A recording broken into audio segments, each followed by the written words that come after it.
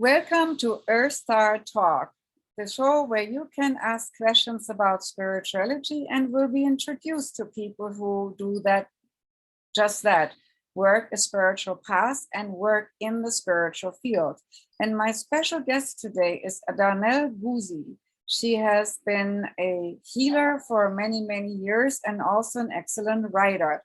Welcome, Darnell. Please tell us a little bit about yourself. Hi, thank you, Claudia, for having me on today. It's an honor. My foundation in this, we all come into the earth with certain awareness or gifts. And I was aware of mine very early, being an identical twin. I was the receiver twin. And as my heart grew, they had a time in my life where my heart just expanded in a need to just connect up for something greater than I had ever known, but I previously knew. And I could feel that love energy activate and go up. And as it did, I went up and expanded out and connected to something that felt like home. I connected to a greater I'm getting chills.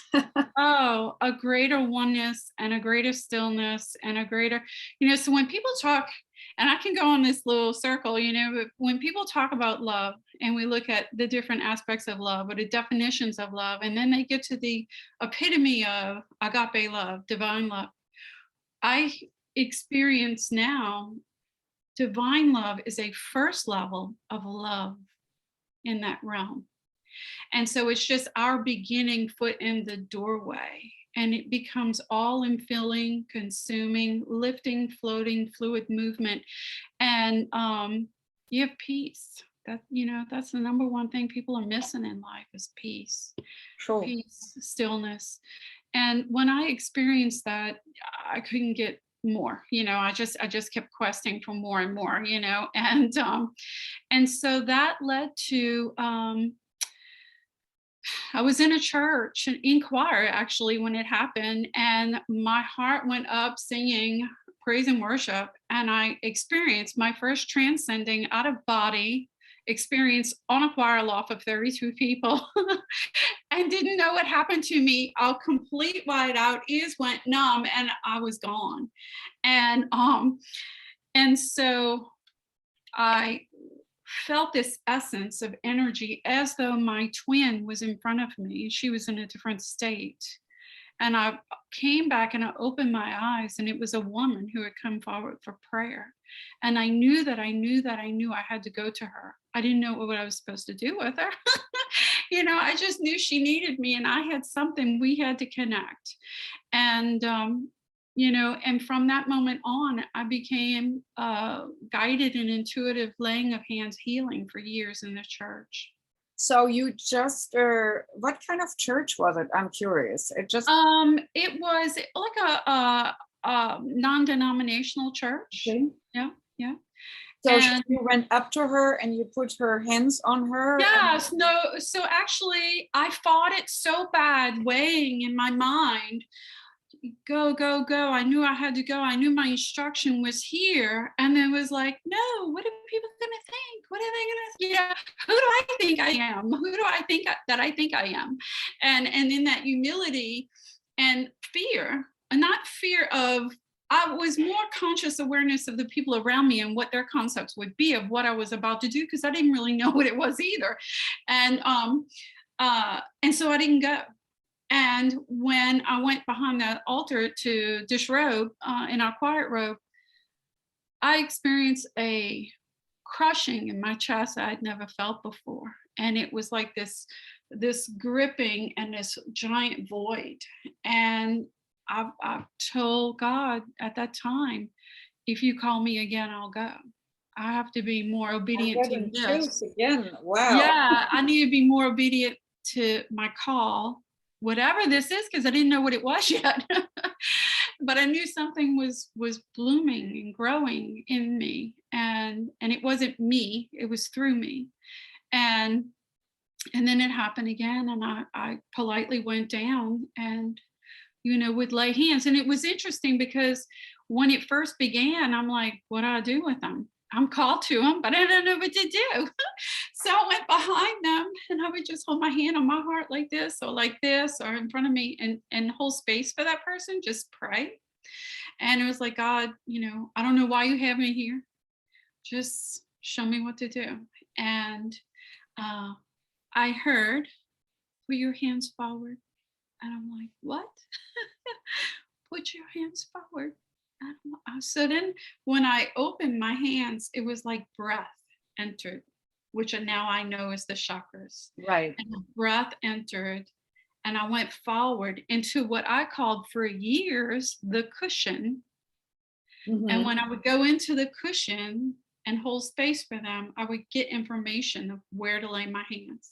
Okay. So I didn't know about auras. You have to realize I was, in the church from 1983 and through, the 2000 when we moved from that church.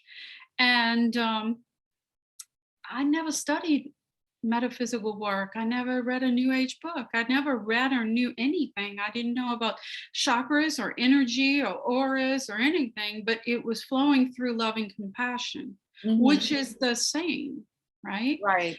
And so, because it's only through love and compassion that the heart, what I've learned now in later training, when reading books, it's like, oh, wow, it's the heart opens, expands, goes up, unites with oneness, comes down, goes through the shoulders and out of the hands. So we become extensions of that light, right? Exactly. Yeah. And as I see it, love frequency is what holds the whole universe together. That's what emanates out. And even though when we come from oneness and we are frizzling out into the different reality layers, the network, what holds everything together, is love. Because love is the ultimate existence form or networking or matrix of existence. We might be creating artificial reality of, let's say, disengagement from oneness, but it's just for the matter of an experience because the soul wants to have a certain experience. And then when their experience gets out of hand, then people like you or I or others come into the equilibrium, to bring equilibrium again into the equation, to make the person be linked up again and linked into the bigger picture of the love frequency. And I think that's what you do. You hook them back in to something bigger, that they do not feel disconnected or alone or whatever the person needs. And the ultimate frequency of that is oneness love. Yeah, the highest frequency from source. Wonderful. Wow. I mean, so that you channeled feeling oneness love from the ultimate source, and you didn't know what you were doing. I never knew a thing. I was as green as they come. Wow. And then I couldn't share with a lot of people around me what was happening, because they would say, oh, are you studying something? Are you, a fear factor of what is, people are afraid of what they don't understand. And but let me underline this, that when we're doing something like this, there is an underlying fear factor in the beginning. I just want to underline this because so many people start channeling and they have a fear of maybe not these days anymore. Everybody is a channeler, but in the olden days, our generation, there was a huge fear factor. I remember my parents were mortified because I also came from a healing perspective that I would end up in prison by putting my hands out onto somebody or above somebody, because in Germany, where I'm coming from, people went to jail for that. Yeah. And so there is a fear factor to overcome this. So it's not just, oh, I'm glorified by God and it's so easy and I'm so in glory. So that is bringing us to trust this sort of thing, and going against all odds of everything everything you've been taught, the whole thought concepts is concepts of the group that you're around, that you've grown in and are with, and not being understood. But I've learned that, it's all about soul awakening. It's, I say, we drop into this, body It's the dresser suit we wore this time. And we drop in and we have amnesia. And it's about a reawakening and purification of resonant frequencies, right? And connecting. You get the trust factor that no matter what, it's right from up there, from this, your own connection, from this, Mm-hmm. and an energy cushion around you, which comes down when you do healing work. Did you get the confirmation I have to also from this experience when you did not, when you felt that hole and that lack, I didn't follow the call?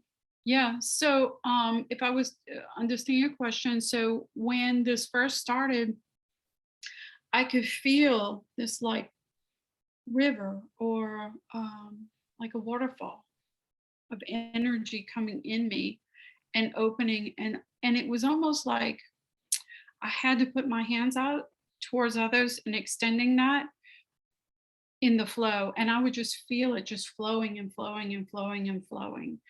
And even in that powerful of all that I experienced, at the end of the day, I would say, wow, did that just happen? And it was that, oh, I hope it happens again. Is it a one-time thing?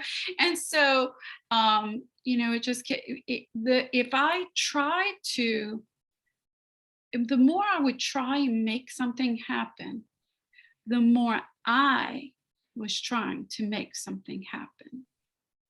And there was constraint. The more I connected and released in that, it was like butterflies. It's like, although it was a flow and a force, it's like you don't chase it and capture it. You invoke it and allow it. And it Very flows. beautifully put. You invoke it and allow it. That's beautifully spoken. How come then later, we had a little pre-talk, that you felt the need to do something more formal like Reiki or pranic healing? Yeah. So just as that was organically provided to me, I was at my home one day and had someone doing landscaping. A woman came to pick up her boyfriend. She was early and we sat down. She had just gotten from the rainforest in Mexico. And we sat and talked for a while, and I felt so deeply connected to her. And she asked to hold my hands, and she said, "You have the gift of healing." And I said, and I'm like, how does she know, And because I was so young in all this. And she said, "I'm a Reiki master, and I'm supposed to attune you to Reiki Master." And I'm like, what is that? Like, I did not even know what that was. And she literally came from the rainforest in Mexico, stayed and took me through the levels. She was here for maybe a few months. And then she left. And she's never been back to our town in Louisiana. And I was a Reiki master. I am a Reiki master in several lineages now. And I read a book, The Holy Spirit and the Spirit of Reiki by Dr. Ruth Allen, who was a biologist at Tulane University in New Orleans, near my town. And I thought, oh, I just read this book, and I thought, I have got to receive some of this energies from this woman and meet her. And ironically, I did not, she had been here. She had lived on the East Coast, but I contacted her, and she had a home in Mandeville, in my exact town, and was selling Wow. it. We met, and I got attuned by her, and then off she went, right? So it's like this, without sourcing or seeking or trying. I think if we put ourselves in the position of receptivity and wanting to be used, the universe is just going to start sending that our way. And then I used my sister's a physician, my cousin's a nurse, a PA, a physician's assistant, medical, all in our family. And I used to work in a hospital.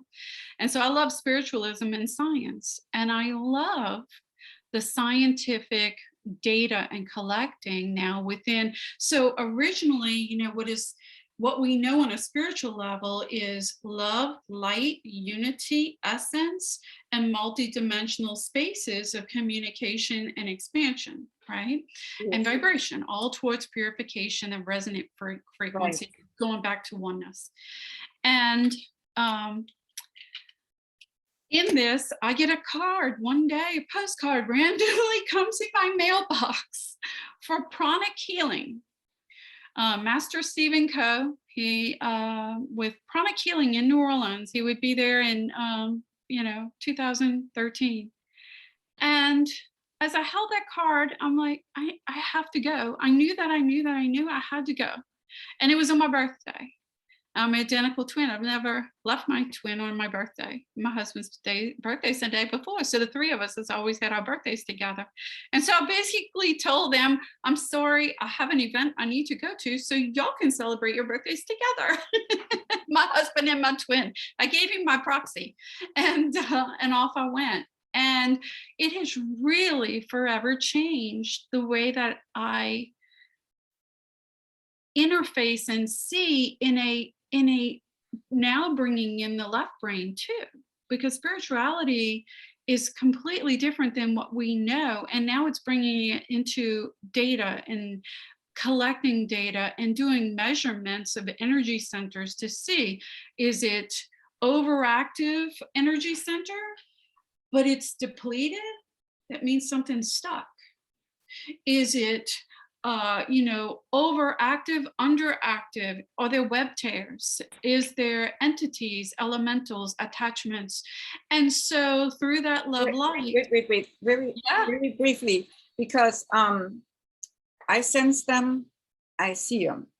But how does science measure an entity or in a rift in an auric field or overactive energy field? How do the science measure that? Okay. I would like so to know it that. is interesting to also add, Grandmaster Choa Kok Sui of the Philippines developed this over 30 years ago, hiring the best clairvoyants. He was a philanthropist and he opened 7 healing clinics for free healthcare. He had doctors, nurses, all under review of all of what was being done as they developed protocols and that whole learning experience. Okay. He was an engineer as well. So he's very trying to see what is the mechanics involved. And what they've learned is through free will, there's certain things that can create tears. So, when we hear that there are maybe consciousness that's around us, or consciousness that resides, or consciousness that infills, the different levels of access is what we allow, and what we learn when someone's doing a lot of, acid expands the ajna. It really opens that area. You mean acid as a drug? LSD. All of these drugs now under review with many benefits. I don't understand all that. But what I do know is we can palpate. We divide a chakra into 4. So let's say I do it. I've actually had some very interesting cases. I had a guy from Oregon. His family brought him into me, flew him in to Louisiana, and he was in a psychosis, and he gave it anyway. And so when I did measurements, there was a consciousness. I just feel it and know it. There's a consciousness that was not him in this energy center. Right. So it's lodged. You sensed it. But how the original question then once I sensed it, I went in and I divide that energy center into 4, which is a technique anyone can learn, right, in this practice. And I began palpating the quarters. And when you hold intention, you can feel movement. You can feel it, the activity of the other present. And then I actually work with, I have shown it to you previously, but briefly, I don't want to hold it up too long. I work with that. So it also helps keep my hand clear as best, from dirty. So that was a Vogel crystal, what you were holding. Yes, it's a Vogel. And then I have disintegrator. And the disintegrator disintegrates negative thought forms in the aura that people create around themselves and they become trapped, or other people will send negative energies and thought forms that are constantly imprisoning maybe a parent to a child. He'll never Right. amount to anything, you see. And so I'm maybe going chasing rabbits right now, but No. I yeah, love it all, but I want for the audience to understand, because you're talking in a sense of to me who know what you're talking about. So yes, that's why I might want to stop you here for a yes, quick second and say, okay, you obviously working with attuned crystals which are programmed to do a certain task for they you are. and with you, Yes, right? they are. How They're did you consecrated. how did you program these crystals? Did you buy them pre-programmed, or did you program them yourself? I program them myself. Okay. So when you get a crystal, you clear the crystal from any energies, maybe when someone was manufacturing or Right. mining.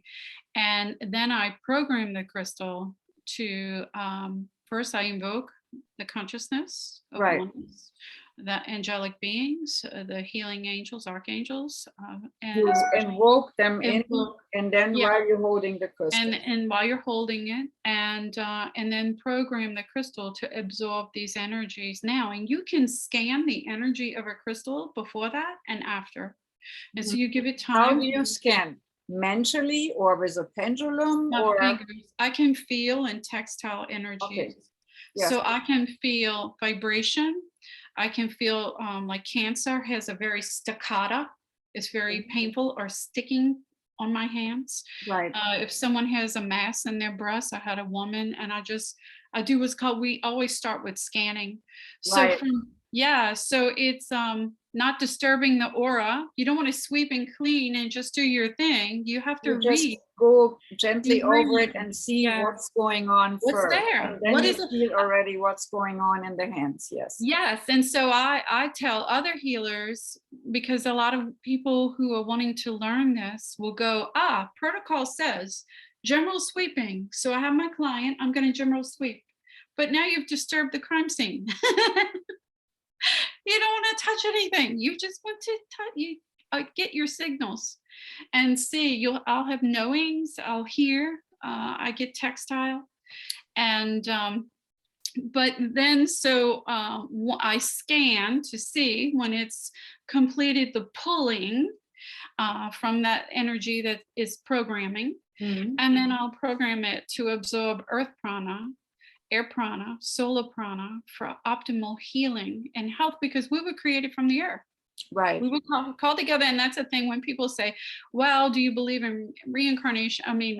Creation or evolution? It's almost a point where we want to say, does it really matter what essence brought us that way, in the sense that we are part of the earth? It's our earth mother, not because we're new agers. It's our earth mother because we came from the elements of the earth. Now, some people think it organically happened by itself, and some people believe it was a frequency of creation that called it together. So we're getting stuck on the how and not knowing and realizing we need to reconnect with the earth for healing. And and so That's I a let it. very interesting point. It reminds me of grounding practices, or also known now as earthing, where people get better by taking their rubber shoes and all that stuff off and actually feeling the earth again. And because of the frequency of the earth, there's a certain healing current going through the body, which then brings things back into harmony. And we as a civilization, since we have these rubber shoes and all these sort of insulated soles, we have no more contact in an electromagnetic field, and our body has an electromagnetic field. We are cut off and closed off from this Earth's electromagnetic field, and that's not very good and conducive to our well-being. And a lot of people are very ungrounded. They're very big here, but not big here. So, for example, when I was trained in Reiki in the early days, the lineage said you start from the head and you do this and this and this. And I said, why would I make a person's head explode when their feet are so stuck and closed that nothing can flow through? I have to start at the feet. So to this day, I tell my students, check first gently, and then if the person is there in their head, start at the feet. But I don't want to go too far off the original question, because I find it is important that it's not all healing stuff is just new agey. No, it's not. It's ancient. Behind it. It's where we came from. Yeah. Exactly. And you were talking about, you are not just foo-foo shoo-shoo oriented, like many people would call us, but you're also actually science oriented. So how did this gentleman bring science into it? Yes, there's a science of how we do things, but I'm talking about measurable science. Where their instruments are used? No, so there were hired clairvoyants to view what energy is happening, what color frequencies do they see, and then other people who are naturally just born gifted came in and started doing measurements, but it's really in the reactionary response of the client. Okay, it's so when you have cause and effect. Yes, yes. And so it's very clinically documented and created. So basically, I've studied under 4 of the 8 healing masters in the world under pranic healing. And one of my masters is Master Stephen Coe. He's a personal healer for Tony Robbins. And then my other masters there's only 3 in the US, is a Master Dr. Glenn Mendoza from New York Presbyterian, who's a neonatologist. And he heads up the Pranic Healing Research Institute. Oh, okay. So, right. And they study. So what we do is we will have intake forms. You're trained. For people who aren't naturally awakened, they can learn how to awaken. And they can, and they can begin to mimic, and then it comes in. You know, if you force it too much, you're in your head, but to allow and invoke and ask, and they can begin to start feeling and seeing. So what I do, usually when it says you're certified means you did a weekend somewhere.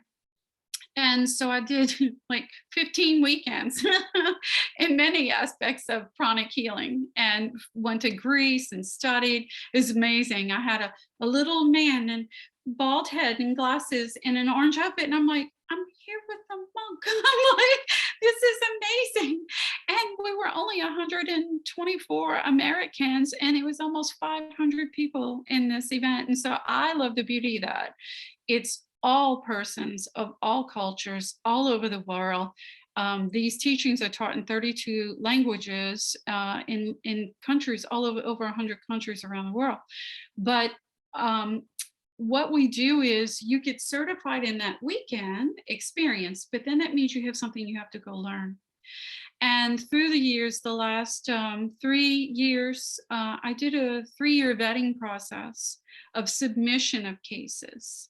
And so now it goes to the American Institute of Asian Studies for medical and other energy practitioners validate and quantify your work. And you get authority pass to have this now binder is literally shipped to the Philippines. And then they decide if you actually pass as a authenticated, verified, vetted healer, which is so interesting, right? Because when we talk about the metaphysical or spirituality, there's no real regulating or kind of guide work in this. And so it intrigued me that they had a system and they were working the way I work. And I'm like, well, what is that? And so an example is I had a bronchial ectosis case come to me. And I didn't even know what bronchial ectosis was. It's dysfunction in the lungs. It's where lung tissue sloughs and goes as sediment in the bottom of the lungs. And there's usually mac or fungus. There's different bacteria, and they can't recover. So a woman came to me. She had been, her daughter's an internist. Her brother is a urologist. So now it's going to be observed by 2 medical persons with me. And she came to me. She had been going to, I believe it's St. Jude Hospital in the middle of the country, a lung hospital specialty. And she had this disease condition in the most severe case category for 14 years. She had a $18,000 percussion vest that she would wear that would impact her front and back chest, and nebulizing treatments. I saw her 5 times, and she just happened to already have her trip was scheduled to fly out and repeat all her testing. She had 22% increase in breath capacity in the base lung and 12% increase in the mid lung. And they wanted Just to know by 5 of your sessions. 5 sessions. Wonderful. 5 sessions. And so I'm going, wow, this is amazing, you know. And so then that case went to Dr. Master Glenn Mendoza. His wife is also a healing master, a Master Marilog. And then they put it up for review by a medical board team of medical physicians with the Pranic Healing Research Institute in New York. And so I've had several case studies go up. And so now when we talk into this realm, it's interesting because I've never advertised, and you know, it's always word of mouth. And so the dynamics of that was this person recovered. Then I had someone work with a naturopathic doctor in Tennessee who has clients here, and virtual clients here, patients. Called me, can I send you someone from the emergency room? They just got in a 4-car collision on the interstate. They have a concussion. I was like, yeah, sure. You know, and I stayed. And they came. And it was amazing because you can get an energy reading here, measurement, but he had energy firing off right here, which was very abnormal to the physical brain. And then we do techniques to work within the finger chakras to do sweeping and clearing of the brain. You go here to the base and to counterclockwise rotation and pull to extract out excess energy, alleviate the pressure. He recovered so fast. He was told not to fly for X amount. He had a vacation plan. He was perfectly fine. He went to his doctor. They cleared him and he flew off for his planned vacation. Wonderful. So then, yeah, so his partner fell down a flight of stairs and I got another call from the emergency room. He's a high-end interior designer for the hotel, a prominent hotel in the city of New Orleans. And he was in the middle of reopening this hotel. He could not be delayed with a broken leg. And he didn't believe. You know, a lot of people think, do I need to believe? Energy is energy. It's moving or it's stuck. Now, if you hold the intention to block me, you can block me. But if you're open, it can flow. You know, you don't have to have knowledge of it for it to work. Yeah. So, yeah. So he basically came in and said, I don't know what this is. I don't know if this is going to work, but I'll give it a shot. And I said, okay, that's all we can ask for. And I didn't know about working with Earth Goal energy that you and I have spoken about previously. And that was the first time I saw it. He basically had 3 broken bones in the ankle, and he had 90% chance that it had to receive pins and screws. And it was on a Friday. He went scheduled with orthopedic for Monday. They booted him and wanted the swelling to go down for his appointment Monday. And so he came to me. And I didn't do pranic healing. I didn't do Reiki. I didn't do anything. And oftentimes in my sessions, I'll just say, we're going to do something different today, even with a regular client, because I know we're going to do something different, but I even have no idea until I witness myself doing what I'm doing. And, but in that, this is insane. I had lodestone in here and I had no idea why. And I've really not worked with it much since, but it was this voice, get 2 lodestone, find magnetic pull together. So I was like, I'm thinking, what? Why? So I go get lodestone and I found where they best have their strongest attraction. And then I would just witness to myself going to the leg and sending the energy of this stone, made a curve into this zone, made a curve. And I began doing this wrapping formation like a figure 8, but it wasn't like I was just doing it. I could feel and see gold energy, like a taffy, forming into the bones. And he sat up And he opened his eyes. He goes, and I love his accent. He's from Mexico. And he says, "What are you doing? It feels like you're braiding my leg, like the women's hair at the beach." And I was like, well, that's cool, because I just saw, so much of this, when we just present ourselves, when we're just there, Right. it comes. We just And have to be he available. didn't really believe in it, and he So just gave himself over, say, okay, whatever. Yeah. So That he had reminds told me. the doctor, yeah, I saw him that Friday. And I wanted to see him 3 times in a row, Friday, Saturday, Sunday. I thought, well, this is a serious case. Let's do Friday, Saturday, Sunday. And he said, "Oh, I can't come Sunday." I was like, okay. So I did Friday, Saturday. And he told the doctor when he saw him Monday, he said, "Give me 3 weeks. I need 3 weeks to open this hotel." So they said, okay. But, if you use your leg a lot, you're going to throw yourself into a surgery sooner. They said with surgery, he would heal in 3 to 4 months. And without surgery, he would heal in 4 to 6 months. Well, he went back.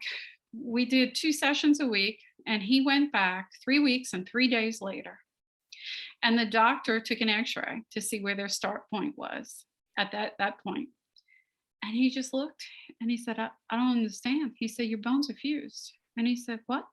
He says, "Your bones are fused. They're completely healed." And he said, "But you told me." And he said, "I don't know how it happened."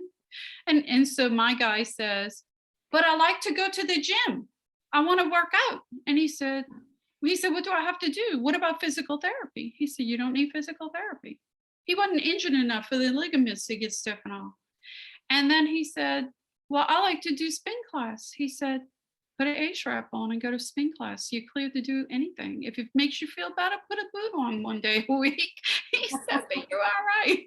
And that also went up to Dr. Glenn Mendoza and was discussed. So, there's so many, many, many, many, it almost becomes like miraculous stories, each person. And there's, you always say the consciousness of all. We say God, Allah. I'll tell someone, and I know where someone is by a measurement of the heart and the spiritual cord. So I have them laid out. So I do this for spiritual cord and heart this way, because I'm visualizing them here. Right.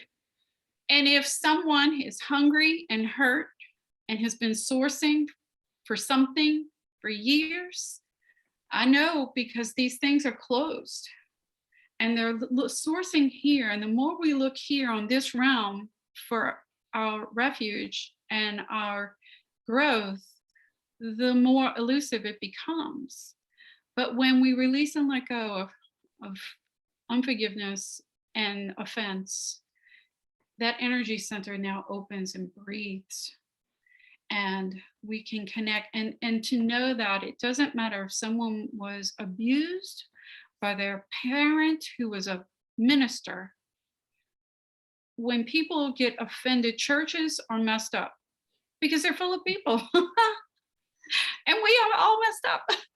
And we don't have the answers. We're all lost, unawakened beings until we slowly awaken and grow again and step into our true self. And so many people say, "Oh, I can trust a Godhead or a God source or a God represented." It's not. Someone, I can have a knife and I can cut an apple. I can cut up anything for food and benefit and growth and nurturing for me, or I can stab someone. It doesn't make the knife bad.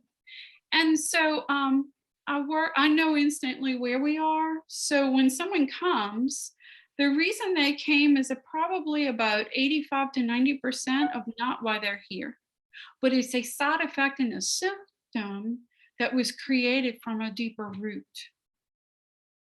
Yeah.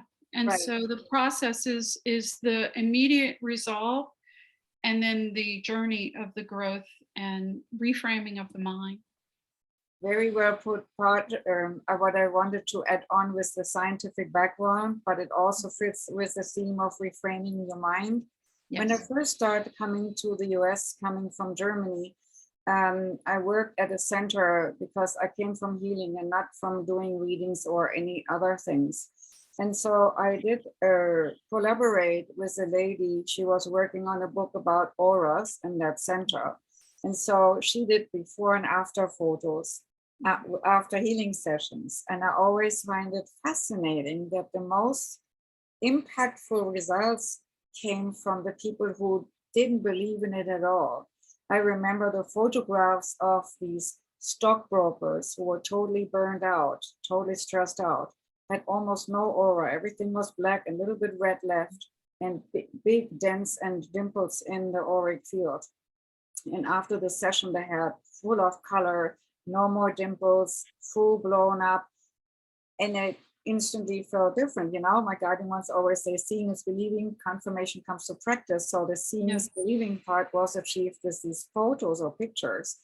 And they just couldn't believe it. And they always changed their life after. So any kind of healing session in any form, if it goes into depth, it's not just healing the physical body, but it's also healing an element of spirit, which comes back together from being separated from the person and being disengaged from the person's field.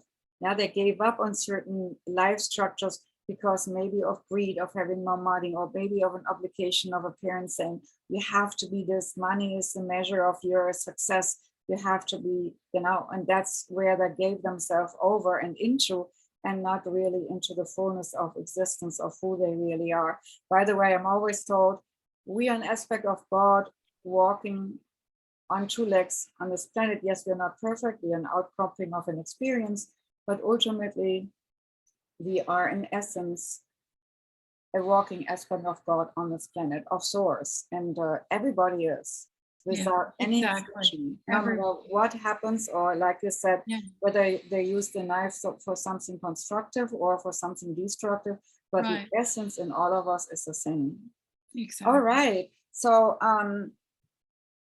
when you tune in and connect with your energy field, obviously you're a very natural, kind of like born into your gift, even though it awakened in you a little bit later in life. You had, though, shared with me a very interesting story about your own life circumstance where you did healing work, but you were in a really bad shape. And I would like you to share the story because it gives so much hope to people who are in difficult circumstance. And I think that's something we could share with the audience because times are not that easy. And a lot of people have a tendency to give up. And I would like you to share your tenacity. Thank you. Because it is such a fascinating story. So please share with us that story if you do not mind, and if it's not too private. Sure, absolutely. So, you know, I was in the church years and hearing and guidance and laying hands, and I didn't understand anything, but I could feel that love flow and the people would get better. My hands would get hot and they would get better, or they'd go cold and they would get better. And all of a sudden, I'm at a red light around a refinery, and I hear terrible sounds, sounds you hope you never hear. And I look up in my rearview mirror, and I was hit.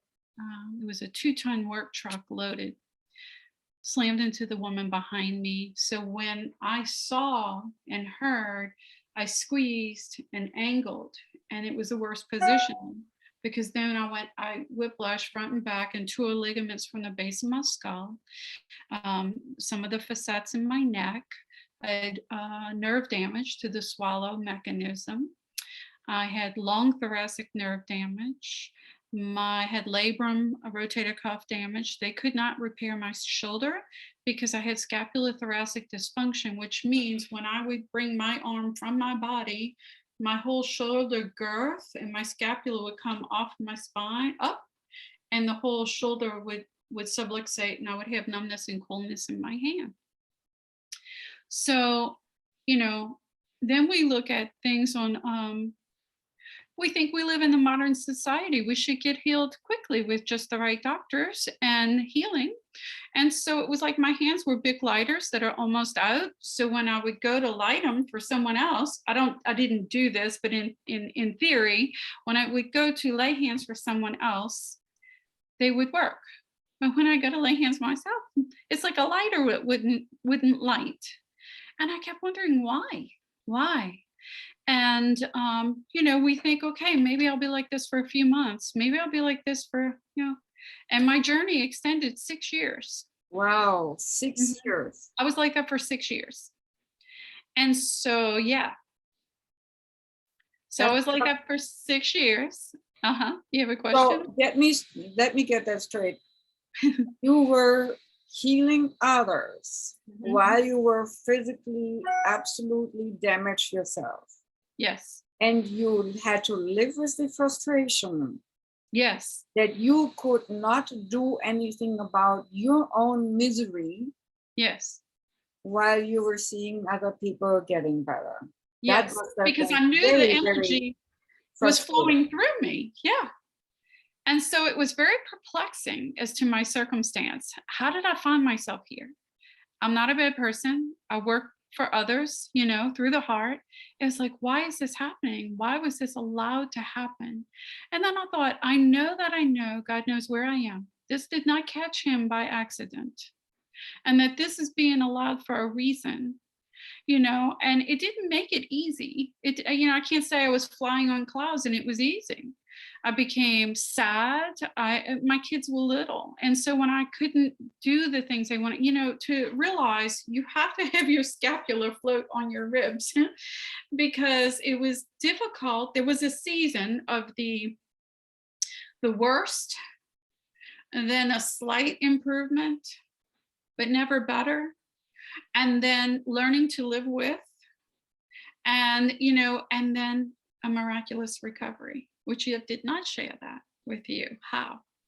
So, in that time period, my kids were very young, and I wasn't there for them. And if you know me, I'm a heart person. I was youth group mom. I love to help people, and it's all about service. My life was about service.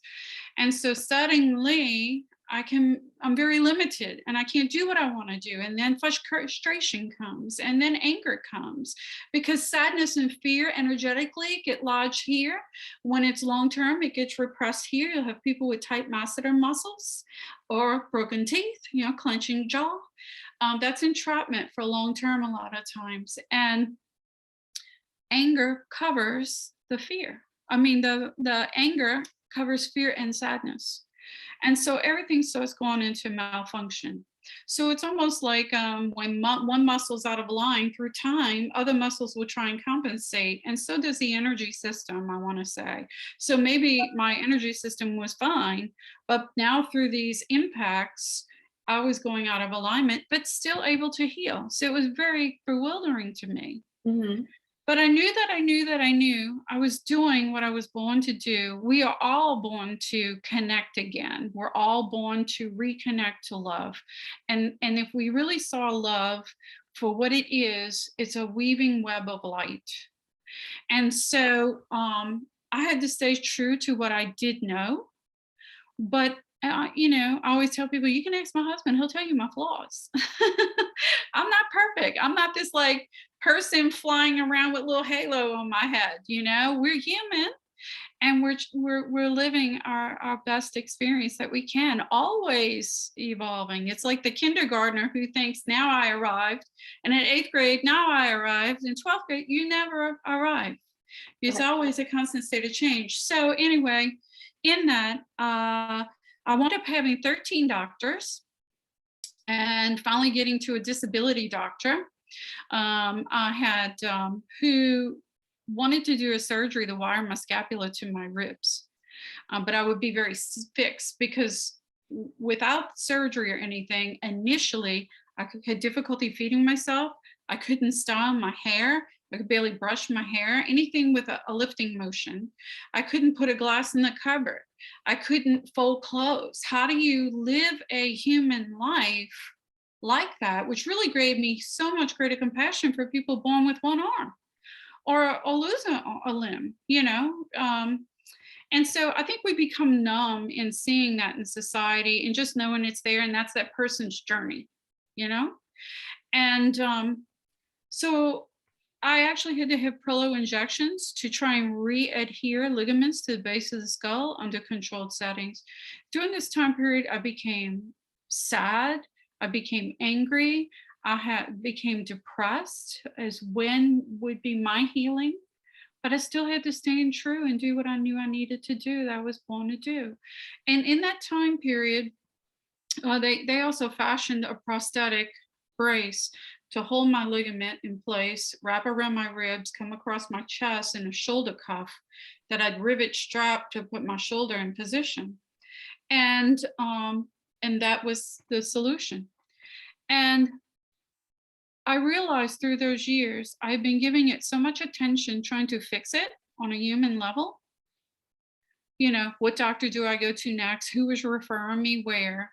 That the thought energy that I put into it was concretizing it into this field, dimension in a deeper and greater way. It was almost as though I knew what I had seen for others, but then, well, maybe this is my journey. And I knew it was being allowed for a reason, because you have to be caught. People have to be careful not to be caught up into victim mentality. Why me? Why me? And they have to not fuel it. They have to not feed it, because it becomes an entity almost as in itself. It has a consciousness. I want to underline that too. Yeah. Yeah.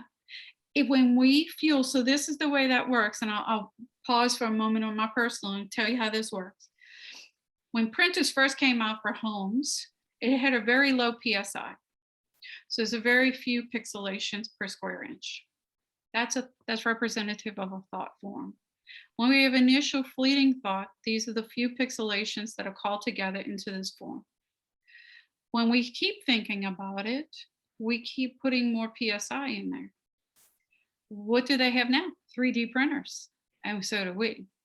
So when we constantly focus on negative or positive, we are creating the energy calling together in a thought form. And then it can move into our central line of focus. We can use it towards manifestation and concretizing that into the earth. Or it can become a total obstruction. And so I didn't realize, but through that time period, it became so encompassing that it had formed. See, because I didn't know any of these teachings. I didn't know any of this. And it had formed. And I just knew that I knew I had to break away somehow. And so I wound up getting into intercessory prayer and different other programs that I can help others, because a lot of people won't help others because they say, oh, I have this. I need to deal with my thing, which is now going to grow it, not knowingly. When it's like, okay, I have to lay down and ignore, do what I know I need to do, but don't feed the entrapment. And so it got to where I was doing ministry work, more ministry work. And the more I focused on the needs of others and loving and healing and helping others, now, see, because it took me to one level of awakening, and now I didn't realize I was being grown into a different level of awakening and ability. Through my difficult time, in our trials, we grow or we paralyze. And so I could not drive 45 minutes in a car to see my mother-in-law. I can remember my husband driving me. I had a TENS unit. I had taken pain medication, all this stuff. And the pain was so intense. Tears would come into my eyes. I was looking this way so he couldn't see me. And I kept just hitting my leg in the side of the vehicle, crying. And I kept just thinking, put your head through the window, the pain will stop. Put your head, just knock yourself out, just escape. And I knew my limitation. Well, they had an inner city program for feeding the homeless and just going to love on people in Philadelphia. And it was with a particular youth group and youth pastor, and they needed an adult to share driving a 15-passenger van driving from Louisiana to Philadelphia. And obviously I couldn't go. something rose up in me.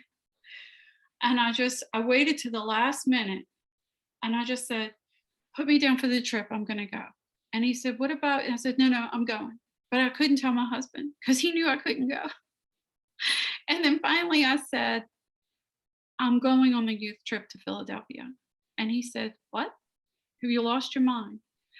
And I said, no, I have to go. He said, what do you mean you have to go? You can't go. I said, I know I can't go, but I have to go. Because something inside me said, I feel like if I don't go, I will die. There's something that I have to go.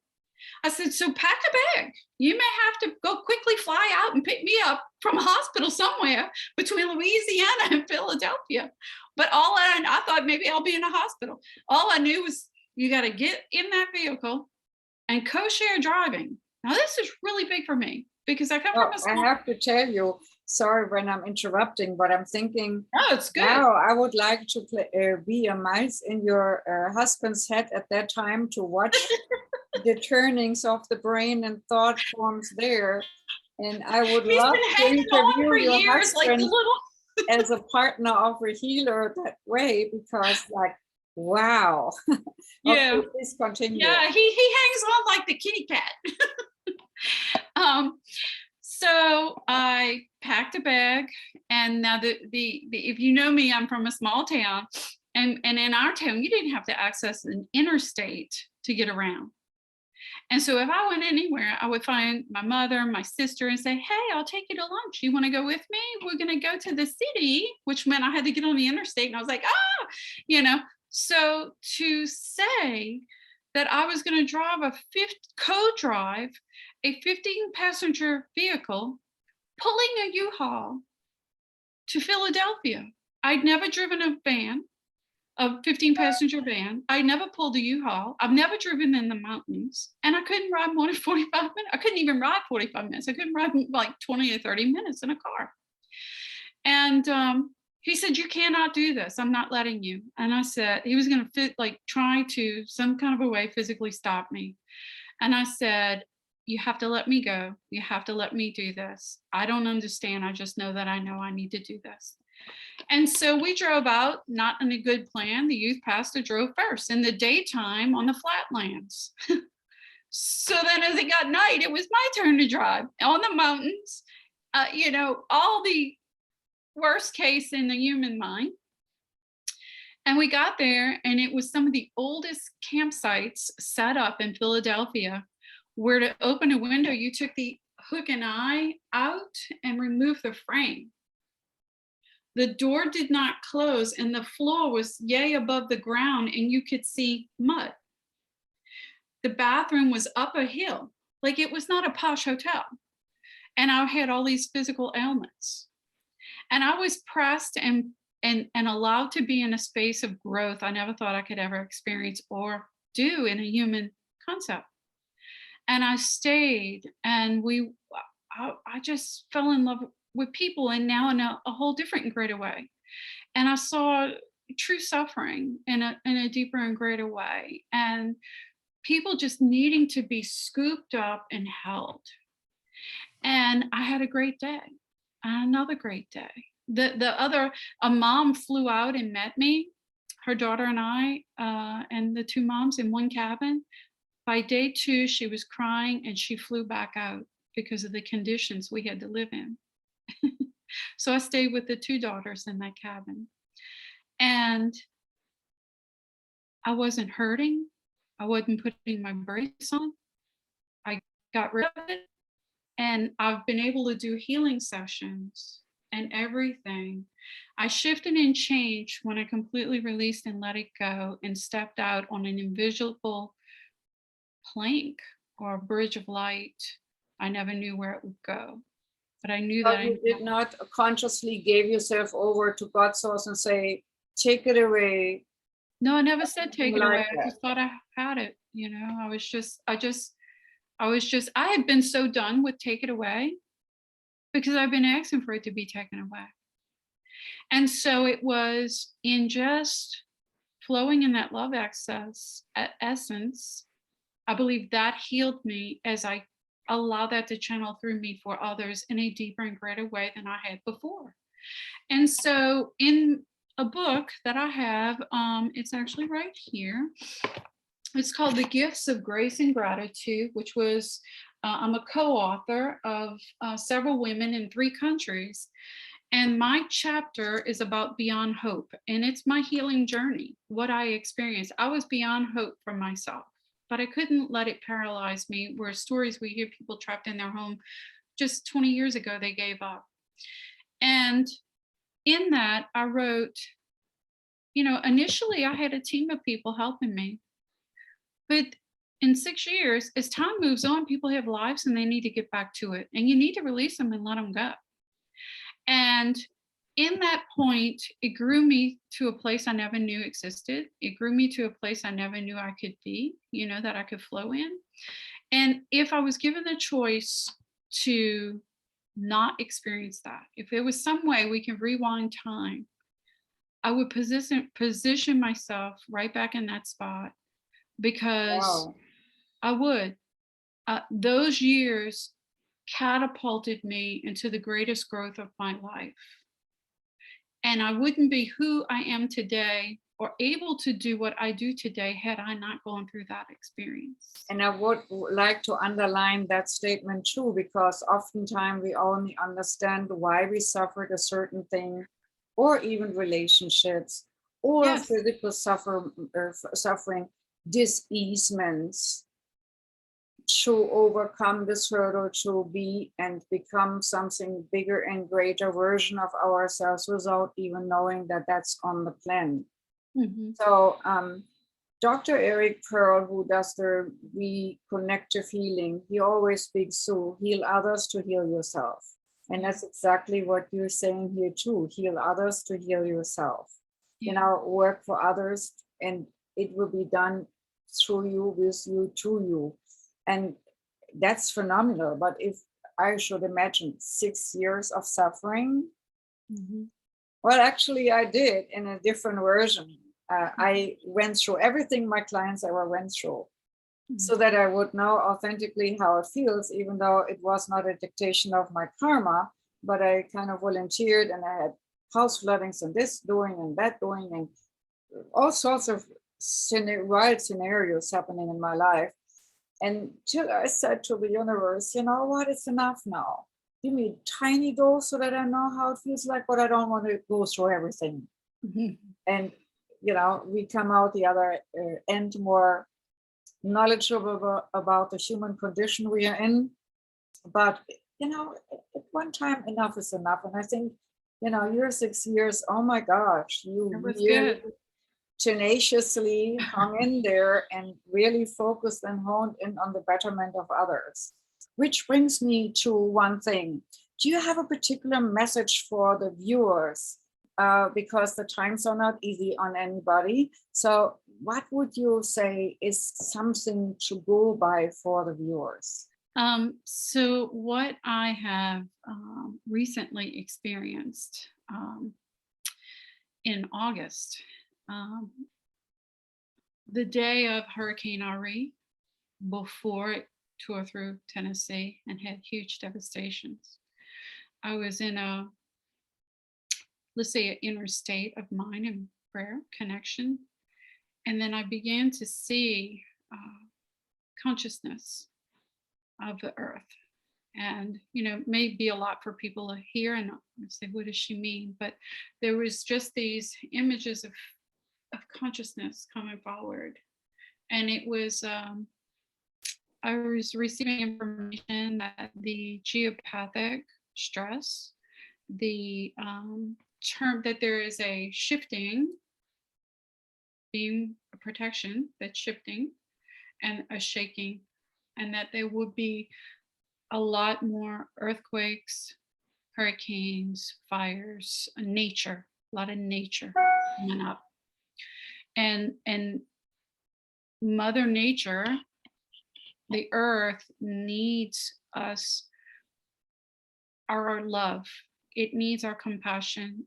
We have to realize we're not separate. that we came from it. We're one with it, that this is the Earth Mother. And, if to hear myself speak, in my early years, they were like, somebody said Earth Mother, I would assume they were Indian descent or, I don't know, somebody I wasn't.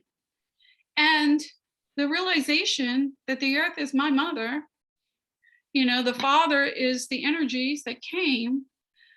We have to be aware of what we're doing. And I'm not someone proactive in politics and, do we use gas or do we use diesel or do we get, new vehicles that we plug in?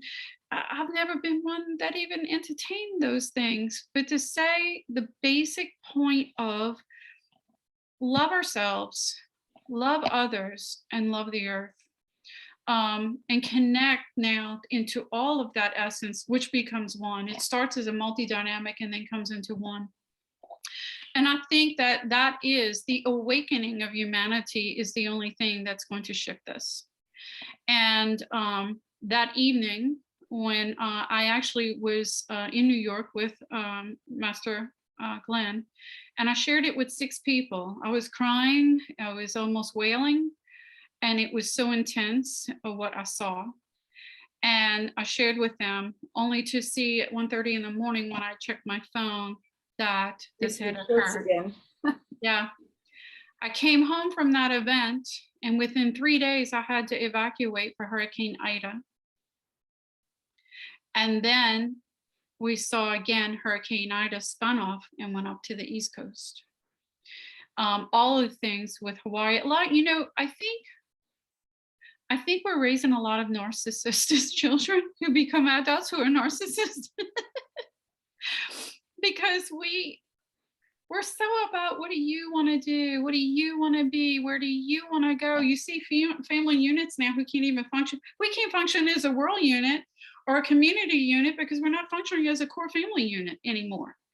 This one has this, and this, and that. Mom and dad are split off, and then the kids are going, they're like, who are you? And why are you in my house? We have to function as a unit. And so when you're raised like that or become like that through the numbing sensation or numbing in life's offenses, how can we expect to have realization that we're community oriented and what I do affects a greater and what someone else does and then all affects the earth? That concept is so elusive when we're so looking at ourselves and what we want. We're cutting ourselves off of that awareness and awakening. So, I would say for people who want to go on a spiritual journey, become a healer, become a seer, become a psychic or a medium or any of those things, even in political awareness, don't fight the agenda because that's using anger energy. And, it will just creates counter push, and that creates a ping pong play and doesn't go anywhere. Yeah. It keeps us on one level instead of going to a higher level and a higher outcome, focusing on an outcome. Yeah. I might also interject here, if you do not mind, that's why I'm posting actually the Divine Light Healing Circle part where we start off and not the individuals who can call in for wanting to have an assistance in healing for free, like a free healing clinic. But the front part gets posted here on this channel and other venues so that people can link in if they like, even later on, because time and space doesn't really exist, and be part of something bigger and be part of a positive focal outcome and be part of a light journey with a certain agenda. Last time we went against COVID because so many COVID afflicted people showed, or people who felt alone and disconnect from their loved ones because of all sorts of things going on. And then we will always have the theme, I never know what comes in a moment. It's always dictated by spirit, whatever wants to come forth. But if you look for something you can do and doesn't take too much, because so many people say, oh, who am I? I cannot do anything. Yes, you can. You can participate in stuff like that, not just in mine and anybody's who offers something like that. and being part of something bigger. And you might even get the benefit because of what Darnell was saying, you know, focusing on the benefit of others, and you get healed yourself. Yes. That was beautiful. Thank So you. I could talk with you forever and ever and ever, but most people's attention span doesn't last that long. So I would rather have you another time and talk about certain topics. You mentioned so many different things I could just go off on, like the crystal healing and. But you also wrote another book, so I will put your link down underneath the video to your website where you can apply for a healing session with you. And that's Darnell Gouzy. Gouzy and .com, and it will spell it out and be clickable so that you can go directly to her website, and also her Amazon authors page where you can find her books. And I thank you so much for coming. Thank you. And if you do not mind, I would love to talk with you about the energy fields further and the crystals, how you use them and all this sort of thing, because, hey, we have the Tucson Gem Show coming up, and we have this other gem show at Quartzsite coming up, and the gem shows are everywhere. And I've never been, so I may come see you. Yes, and it's easy to just buy a crystal and do something and focus on something. Maybe you buy a crystal and want to help you cattle your dog in a healing process, or buy a crystal and you want to work with your plants in your environment, or even on your own self through a medium of crystal. I mean, there's so much we can do. I look forward to another one if you would come again. And thank you so much, Darnell. It was my absolute pleasure to interview you. You are such a fountain of knowledge and fountain of light. I feel really honored that you came. Thank you so very much. Thank you very much. When one of the times we do come again, we'll talk about, I actually work and fly around the country within, we talk about quantifiable. I work within the NFL, National Baseball, Major League Baseball, and basketball. And so that is very wild. And I'd love to share stories about that with you again. So thank you so much for having me. Absolutely. I'm looking forward to our next encounter. Okay. Have a wonderful day. Claudia. Thanks for coming. You too. Bye-bye.